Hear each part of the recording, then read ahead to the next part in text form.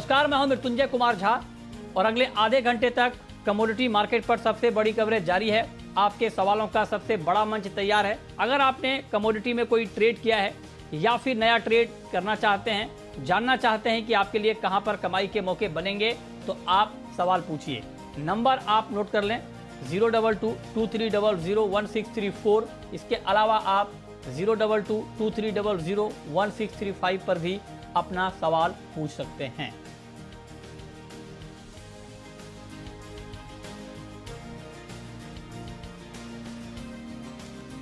और सवाल जवाब का सिलसिला शुरू करें उससे पहले बात कर लेते हैं एग्री कमोडिटी की, जहां पर जबरदस्त गिरावट आज देखने को मिली है। सोयाबीन का वायदा 6% गिरकर 6,850 के नीचे लुढ़क गया है। सरसों का वायदा 6,750 तक फिसल गया है, 5% टूटा है। चना वायदा 5300 के नीचे आ गया है, 4% तक की गिरावट। ग्वार, हल्दी, सोया तेल, कॉटन केक, ये सारे के सारे काउंटर जबरदस्त गिरावट के साथ आज बंद हुए हैं। सवाल यह है, हालांकि लगातार तेजी का माहौल बना हुआ था, एक प्रॉफिट बुकिंग भी इसे आप कह सकते हैं, लेकिन यही सवाल हम आज पूछेंगे कि क्या ये प्रॉफिट बुकिंग है या ये मान लिया जाए कि तेजी का दौर अब खत्म, मंदी का दौर शुरू। तो इस पर मेरा पहला सवाल बीरेन वकील जी आपसे ही होगा। आप बताएं, क्या माना जाए इसे, प्रॉफिट बुकिंग या नरमी की शुरुआत? इसको मीनिंगफुल करेक्शन बोलूंगा। लास्ट शो में हमने शायद डिस्कस किया था कि जब ये डाउनवर्ड आएगा तो मे भी बिना ब्रेक की गाड़ी हो सकता है, तो उसी तरह का ये करेक्शन है। बट शिकागो आज भी मजबूत है, काफी मजबूत है शिकागो आज, और वहाँ उल्टा बदला चल रहा है। तो अभी भी मैं मंदी की शुरुआत तो नहीं मानूंगा। अच्छा, आप मंदी की शुरुआत नहीं मान रहे, आप कह रहे हैं कि मीनिंगफुल करेक्शन। अच्छा सर, बीरेन जी, करेक्शन और मीनिंगफुल करेक्शन में क्या फर्क है सर? मीनिंगफुल करेक्शन में ये होता है कि कमजोर खिलाड़ी या तो जिनका मार्जिन कॉल हिट हो जाता है या जिनकी रिस्क एपेटाइट कम है, ऐसे लोग वॉश आउट हो जाते हैं। और करेक्शन में? करेक्शन नॉर्मली 5-7% का होता है और मीनिंगफुल करेक्शन परसेंटेज के टर्म्स में 15-20% का, कभी कभी 30% का भी होता है। अच्छा, ठीक है, तो ये आपने समझाया कि मीनिंगफुल करेक्शन और करेक्शन में क्या फ़र्क है। सुनंद, तो आप बताएं कि आपको क्या फंडामेंटल में कुछ बदलाव होते हुए दिख रहे हैं क्या? तिलहन से हम शुरुआत कर लेते हैं।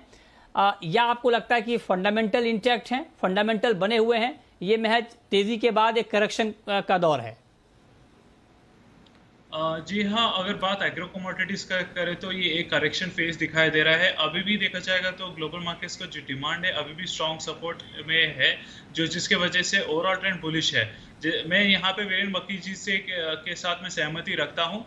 और यहाँ पे भी करेक्शन का ये अर्थ है कि हालांकि डिमांड मार्केट में रहता है, लेकिन एक ऐसा सिचुएशन आ जाता है कि भाव इतना महंगा पड़ जाता है कि वहाँ पे लोग खरीद नहीं पाते हैं।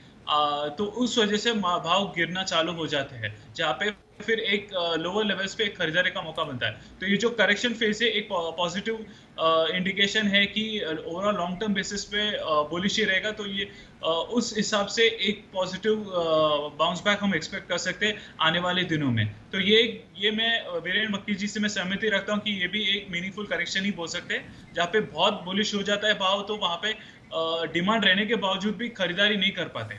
तो उस वजह से मार्केट में थोड़ा सा गिरावट हम एक्सपेक्ट कर ही रहे थे। अच्छा। और थोड़ा 1-2 दिन के लिए हम एक्सपेक्ट कर सकते हैं, थोड़ा और गिरावट देखने को मिल सकता है। थोड़ा से क्या मतलब है आपका, कितनी ज्यादा?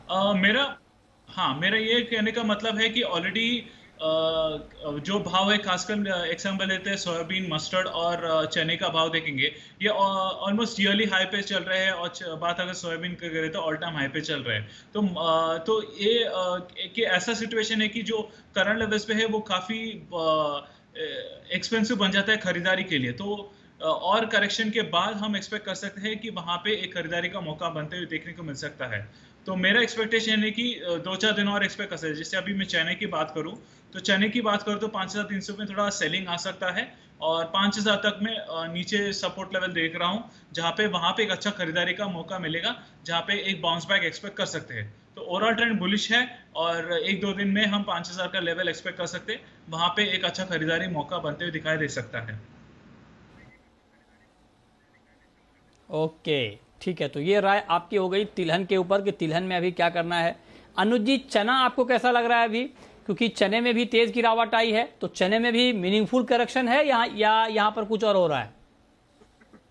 मृत्युंजय जी, गुड इवनिंग। देखिए, सभी एग्रीकल्चर कमोडिटी में जो गिरावट है उसको हम एक प्रॉफिट बुकिंग बोल सकते हैं, क्योंकि फंडामेंटल ओवरनाइट चेंज नहीं होते हैं। चाहे वो सोयाबीन हो, चाहे सरसों हो, चाहे चना हो। हालांकि काफ़ी टाइम से ही हम वेट कर रहे थे कि जो गिरावट है वो सोयाबीन में या चने के अंदर देखने को मिले, और वही गिरावट यहाँ देखने को मिली है। तो महज एक ये करेक्शन है।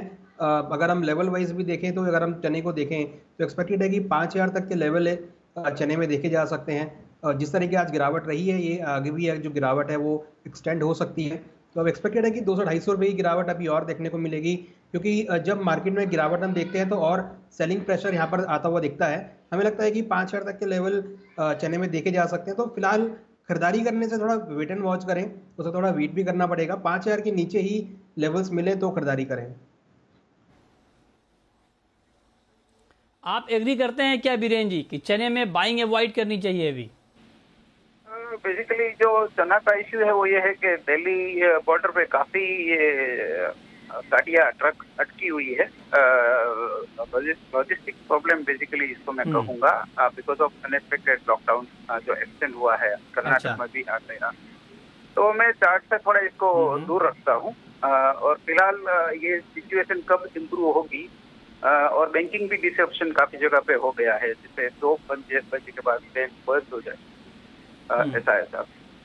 तो थोड़ा फाइनेंशियल डिसरप्शन भी है, ये लॉजिस्टिक डिसरप्शन भी है। तो फिलहाल तो मैं बाय साइड थोड़ा अवॉइड करूँ। ओके, तो आप कह रहे हैं बाइंग साइड अभी अवॉइड करना चाहिए। आप बताएं सुनंत की ट्रेडिंग स्ट्रैटेजी अभी ओवरऑल चने में क्या होनी चाहिए? देखिए, अगर चने की बात करें तो इंट्राडे और 1-2 दिन पर्पस के लिए मैं बिकवाली की सलाह दूंगा। 5,300 के लेवल्स पे आप बिकवाली करके चल सकते हो। ये प्रिसाइसली 1-2 दिन के लिए है। 5,060 के आसपास एक टारगेट लेवल मेंटेन करके 5,420 पे आप स्टॉप लॉस मेंटेन रख सकते हो। तो ये एक बिकवाली का सलाह है। पोजिशनल बेसिस पे बात करूं तो 5,000 का लेवल्स पे अगर सस्टेन कर रहा है, वहाँ पे रिवर्स ट्रेंड हमें देखने को मिला, वहाँ पे आप खरीदारी कर सकते हो। 4,800 पे स्टॉप लॉस मेंटेन करके 5,400 का आप टारगेट रख सकते हो। मैं एक और खास बात बताना चाहता हूँ, जैसे अभी सेंट्रल गवर्नमेंट ऑफ इंडिया ने ये बात कही कि मई और जून मंथ में करीबन 80 करोड़ हमारे भारतीय जनता को 5 किलो का चावल और थोड़े पल्सेस मिलेंगे। तो वहाँ पे भी एक प्रोक्योरमेंट भी चालू हो सकता है जो गवर्नमेंट एजेंसीज की तरफ से, जिसके वजह से एक बाउंस बैक भी एक्सपेक्ट कर सकते हैं आने वाले हफ्तों में। तो मैक्सिमम ऑप्टिमिज्म के साथ अगर गवर्नमेंट ने भी प्रोक्योरमेंट चालू किया है जो हमारे देश की जनता को देना चाहते हैं, तो वो एक फैक्टर हो सकता है जो चने के भाव से एक रिवर्सल ट्रेंड एक्सपेक्ट कर सकते हैं आने वाले 2-3 दिन में। तो 1-2 दिन करेक्शन में सेलिंग साइड पे रहना चाहिए और 5,000 के लेवल्स पे खरीदारी करके चलना चाहिए।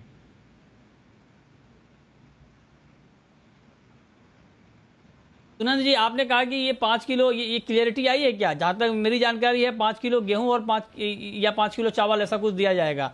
तो आप कह रहे हैं कि चना भी शामिल है, ये खबर है क्या आपके पास? ये कहां से आई है कि दाल भी शामिल है उसमें? अभी फिलहाल तो नहीं है, अभी उसके बारे में शायद होगी, एक चर्चा भी शायद होगी। तो मेरे हिसाब से जैसे लास्ट ईयर हुआ था 1 किलो पल्सेस भी दिया था, तो शायद इस साल भी एक्सपेक्टेशन रख सकते हैं कि शायद प्रोक्योरमेंट गवर्नमेंट भी कर सकती है कि जहाँ पे एक पल्सेस में भी 1 किलो देने का भी ऐलान कर सकती है सेंट्रल गवर्नमेंट। तो वहाँ पे एक फैक्टर हो सकता है जो चने में भी एक बाउंस बैक एक्सपेक्ट कर सकते हैं। अच्छा, तो आपके पास भी ऐसी कोई जानकारी? मुझे लगा आप बोल रहे हैं कि प्रोक्योरमेंट शुरू हो जाएगा इस बिहाफ पे, तो मुझे लगा शायद आपके पास ऐसी कोई खबर आ गई हो कि चना भी शामिल है। तो अभी चना शामिल नहीं है। जो लोग देख रहे हैं वो बिल्कुल दिमाग में साफ रखें, अभी तो सिर्फ अनाज की बात हुई है।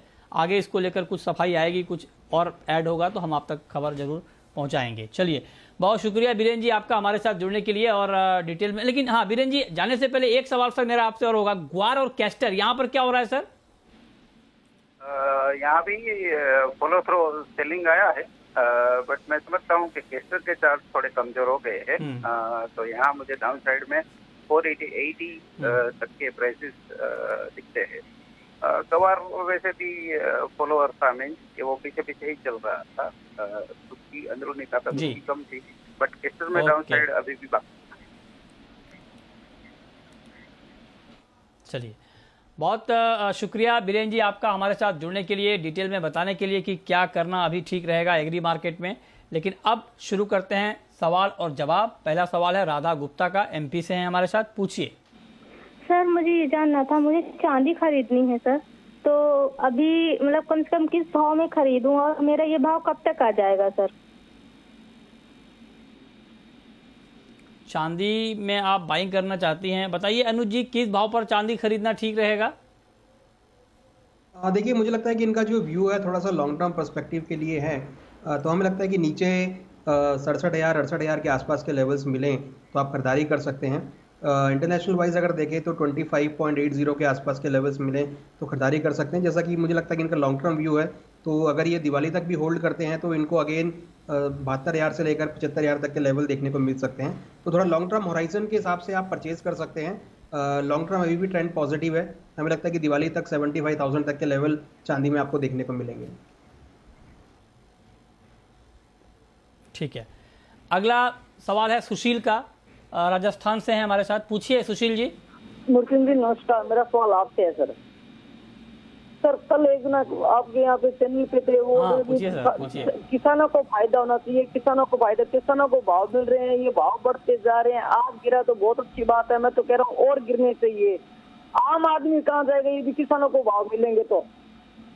किसान कितने हैं, आम जनता कितनी है? आम कर्मचारी 15,000 कमाने नहीं, वाला तो ये तेल क्या लेगा क्या?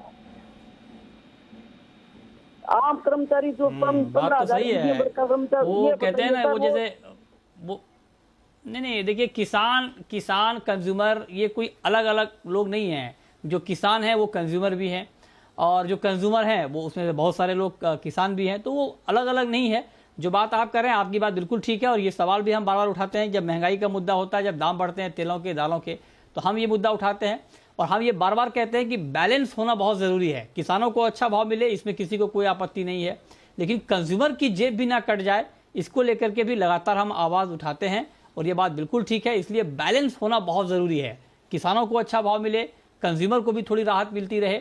मतलब ये ना हो कि 2 रुपये में किसान आलू बेच ले और कंज्यूमर 50 रुपये में खरीद रहे हों, तो किसानों को भी नहीं मिल रहा है पैसा, कंज्यूमर की जेब भी कट रही है। ये हालात ना आए, इसको लेकर के हम लगातार सर आवाज़ उठाते हैं। आपका सवाल बिल्कुल जायज़ है, इसको लेकर हम आगे भी जब भी ज़रूरत होगी इसकी आवाज़ उठती रहेगी। चलिए आगे। अच्छा, इस बीच हमारे साथ आशुतोष जुड़ रहे हैं कोलकाता से, पूछिए आशुतोष। सर मेरे को गोल्ड फिजिकल में बाय करना है, तो अभी बाय करना सही रहेगा क्या? बताइए सुनंद, फिजिकल में गोल्ड बाय करना ठीक है क्या इस रेट पे? देखिए, अगर बात गोल्ड की करें तो एक्सपेक्टेशन थोड़ा सा लॉन्ग टर्म पर्सपेक्टिव के लिए अच्छा ही है गोल्ड में खरीदारी करके चलने के लिए। तो गोल्ड में एक अच्छा खरीदारी मौका बनते हुए देख सकते हैं। तो 47,000 के लेवल्स पे एक बार लो मारेगा तो वहाँ पे एक अच्छा खरीदारी का बन सकता है। और फिजिकल में अगर आप टारगेट रखना चाहते हो तो 50,000 तक आप टारगेट रख सकते हो आने वाले कई महीनों के लिए। तो मेरा रिकमेंडेशन है कि पोजिशनल बेसिस पे गोल्ड एक अच्छा खरीदारी का मौका बनते दिखाई दे सकता है। अच्छा, ठीक है। अगला सवाल है हिसार से हमारे साथ जुड़ रहे हैं नेक्स्ट कॉलर, पूछिए। नमस्कार मृत्युंजय जी। नमस्कार, पूछिए। सर मेरा अनुज जी से सवाल है, ये रोज गोल्ड सिल्वर बाय करवाते हैं सर, इनका 500 रुपए का गोल्ड और 1,000 रुपए का चांदी का स्टॉप लॉस होता है। इनकी दिमाग में तेजी बैठी हुई है या कुछ पढ़ के भी आते हैं ये? नहीं, ऐसा नहीं है। देखिए, वो अपना एनालिसिस करते हैं और अपने एनालिसिस के आधार पर आपको कॉल देते हैं। कई बार मार्केट में उठापटक होती है, ये बात बिल्कुल ठीक है। कई बार खबरें भी अलग अलग होती हैं और उसके आधार पर मार्केट का मूव बदलता है, लेकिन ऐसा नहीं है। उनकी पूरी बहुत अच्छी रिसर्च है, बहुत लंबा अनुभव है अनुज जी का। अनुज जी बताएं, क्या आप जो करते हैं एनालिसिस, जरा उसके बारे में बता दें ताकि इनको संतुष्टि हो जाए कि आप बहुत ही डिटेल रिसर्च करके आते हैं। देखिए, ये अगर काफ़ी समय से सुन रहे होंगे तो मैं डेफिनेटली काफ़ी समय से गोल्ड सिल्वर में तेज़ी में हूँ, और हमारा जो सिल्वर का स्टॉप लॉस था वो 66,000 का था, जो कि अभी तक ब्रीच नहीं हुआ है, और उसके बाद चांदी ने करीबन 70,000 के आसपास का हाई बनाया है। आप हमारी जो कॉल का स्टेटस है, रिकॉर्ड है, वो आप कहीं से भी निकाल कर आप चेक कर सकते हैं। और अभी तक वो हमारा स्टॉप लॉस 66,000 का सिल्वर का ट्रिगर नहीं हुआ है।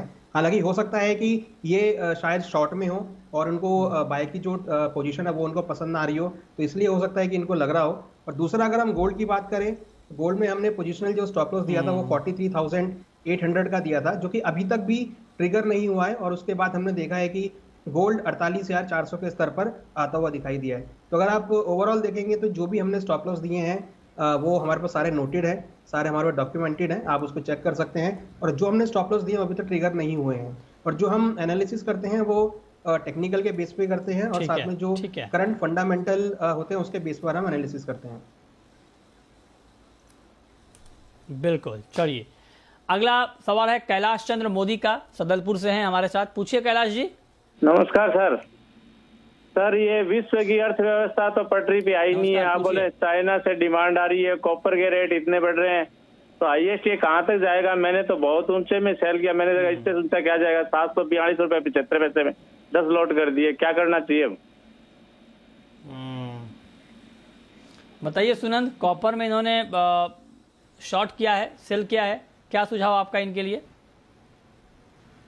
मेरा सुझाव है कि एक स्टॉप लॉस मेंटेन करके चलना चाहिए। ओवरऑल देखा जाएगा तो फंडामेंटल्स काफ़ी पॉजिटिव है, जिसकी वजह से मार्केट में अपसाइड मोमेंटम कंटिन्यू रह सकता है। स्टॉप लॉस की बात करो, अगर अप्रैल कॉन्ट्रैक्ट में है तो उनका 750 पे एक स्टॉप लॉस मेंटेन करना चाहिए और वहाँ पे एक पोजीशन एग्जिट कर लेना चाहिए उनको। और दूसरी बात है कि अभी आज रिसेंटली जर्मनी का भी एक डेटा आया था जिसमें ये बताया गया कि उनका जो इकोनॉमिक डेटा है काफ़ी पॉजिटिव है। हालांकि देखा जाए तो यूरोपियन यूनियन में थोड़ा सा कोविड की चिंता अभी भी है, लेकिन उनका काफ़ी ऑप्टिमिज्म है कि यूरोपियन यूनियन भी रिकवरी दे सकता है। तो उस वजह से एक क्रिटिकल फैक्टर जो जर्मन है, इंडस्ट्री मार्केट भी बताया जाता है यूरोप में, तो उस वजह से best metal markets including copper में काफ़ी तेजी एक्सपेक्ट कर सकते हैं। तो मेरा रिकमेंडेशन है 750 के लेवल्स पे एक स्टॉप लॉस अप्रैल कॉन्ट्रैक्ट में रख के चलना चाहिए, वहां पे एग्जिट कर लेना चाहिए।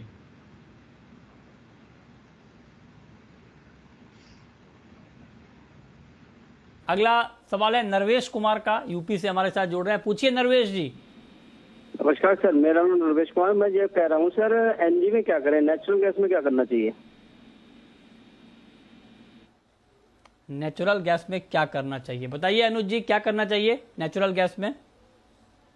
देखिए, नेचुरल गैस में खरीदारी का ट्रेड आप बना सकते हैं 202 के आसपास। स्टॉप लॉस 197 का रहेगा, टारगेट 209 तक हो सकता है। लास्ट वीक जो हमने इन्वेंट्री देखी है वो काफ़ी ड्रॉडाउन होती हुई दिखाई दी है, इससे सपोर्ट नेचुरल गैस को मिल सकता है। और 200 के ऊपर ये सक्सेसफुली ट्रेड भी कर रहा है, तो वीकली पर्सपेक्टिव से भी ट्रेंड पॉजिटिव बना है। हमें लगता है कि नेचुरल गैस में आप खरीदारी की पोजीशन रखें, ऊपर में 208 209 तक का टारगेट देखने को मिल सकता है।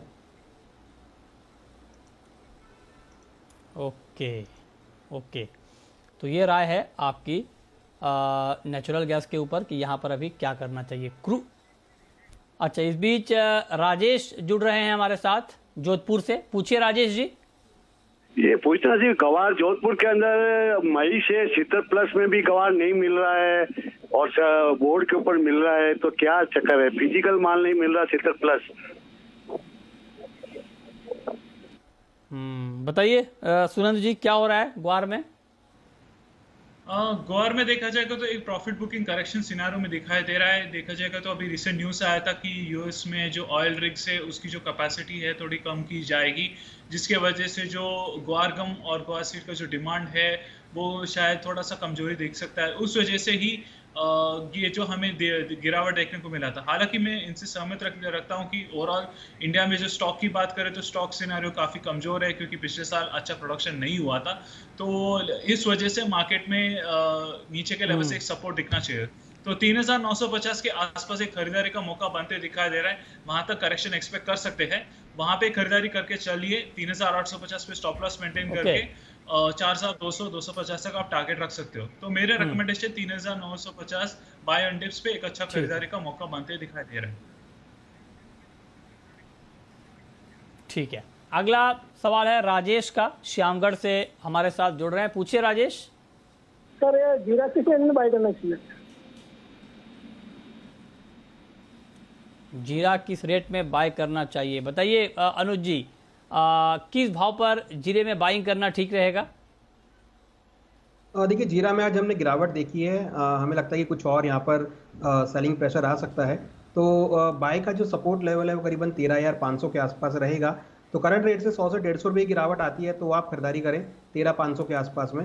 फिलहाल हमें लगता है कि एग्रेसिवली थोड़ा रुकें, अभी 13,500 के आसपास के लेवल्स मिले तो ही खरीदारी का ट्रेड बनाएं। ओके, और अब वक्त है रैपिड फायर राउंड का।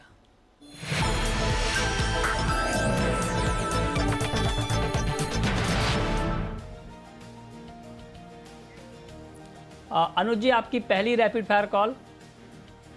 हमारी कॉल गोल्ड में रहेगी। गोल्ड में खरीदारी करें 47,300 में, स्टॉप लॉस 47,000 का लगाएं, टारगेट 47,800 तक देखने को मिल सकता है। आपकी कॉल सुनंद जी। मेरा कॉल है चने मई कॉन्ट्रैक्ट में रहेगा 5,300 के लेवल्स पे आप बिकवाली करके चल सकते हो। 5,420 के आसपास स्टॉप लॉस मेंटेन करके 5,060 के आसपास आप टारगेट रख सकते हो। ठीक है, आपकी आखिरी कॉल। हमारी कॉल जिंक में रहेगी। जिंक में बाय करें, जिंक में खरीदारी करके चलें 231 में, स्टॉप लॉस 229 का रहेगा, टारगेट 234 तक देखने को मिल सकता है। ठीक है, बहुत शुक्रिया अनुज जी आपका, और सुनंद जी आपका हमारे साथ जुड़ने के लिए, बताने के लिए कहां पर कमाई के मौके बनेंगे।